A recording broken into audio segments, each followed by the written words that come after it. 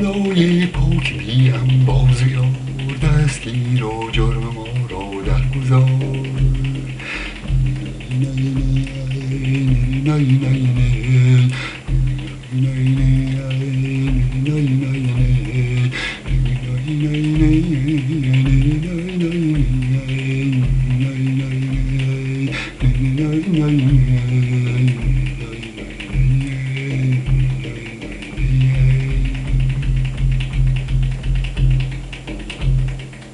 خدای پاک بیم بازیار، دستگیر و جرم ما را در گذار.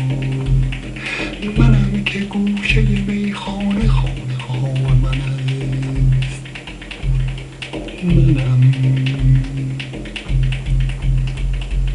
منم که گوشه میخانه خانه خواه من است. دعای پیر مغان ورد صبحگاه من است. گرم ترانه چنگ صبوح نیست چه باک، نوای من به سحر آه عذرخواه من است. ای خدای پاک بیم بازیار، دستگیر و جرم ما را در گذار.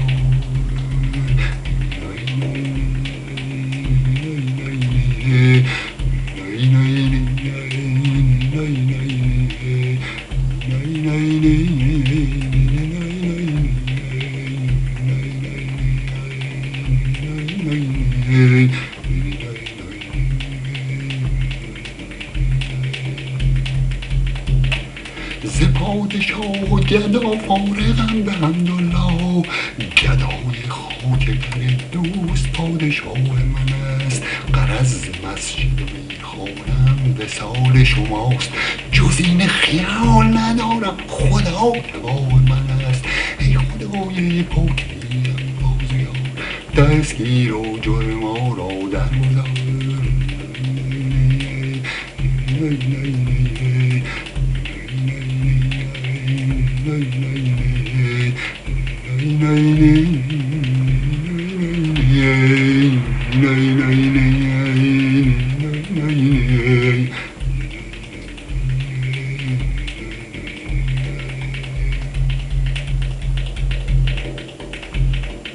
مگر به تیغ اجل خیمه برکنم ورنی، رمیدن از در دولت مرا رسم من است. از آن زمان که بر این آستان نهادم روی، فراز مسند خورشید تکیهگاه من است. ای خدای پاک بیم بازیار، دستگیر و جرم ما را در گذار.